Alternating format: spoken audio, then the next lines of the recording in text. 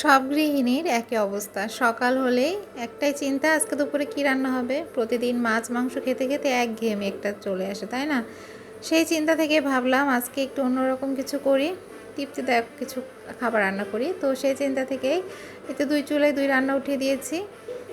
এখানে করছি আমি পেঁপে আলুর ভাজি, গোটা জিরা দিয়ে তেজপাতা দিয়ে ফোড়ন দিয়ে তো পেঁপে আলুর ভাজিটা উঠিয়েছি। আর পাশের চুলায় উঠিয়েছি হচ্ছে সেদ্ধ ডাল।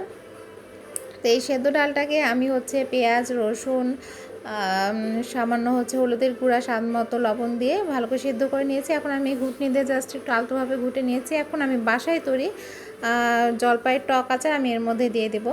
আসলে এই সেদ্ধ ডালটা আমি সবসময় হচ্ছে এই টক আচার দিয়ে করি, এটা দুর্দান্ত হয়ে থাকে খেতে, মানে এর টেস্টটা সম্পূর্ণই ভিন্ন।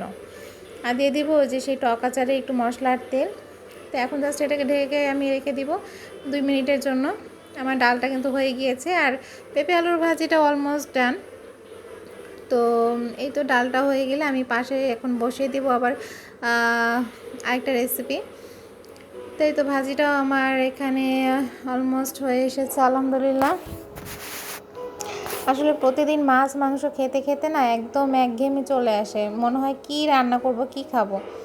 তো এই তো দিয়ে দিয়েছি পাশের চুলায় যে পেঁয়াজ রসুন হালকা করে ভেজে নিয়ে দিয়ে দিলাম চাপা শুটকি। হ্যাঁ, চাপা শুটকি ভুনা করব। কি মুখে পানি চলে আসছে আপনাদের? আসলে কি শুটকি জিনিসটাই এমন, শুনলেই যেন মুখে পানি আসে তেঁতুলের মতো।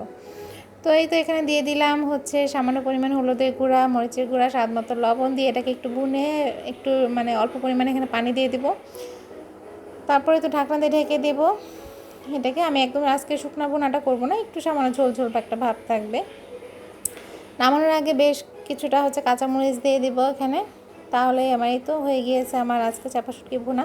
তো এই তো আজকে দুপুরে একদম সাদামাটা তৃপ্তিদায়ক একটা খাবার, জলপাইয়ের আচার দিয়ে হচ্ছে সেদ্ধ ডাল পেঁপে আলুর ভাজি আর হচ্ছে চাপা শুটকি ভুনা।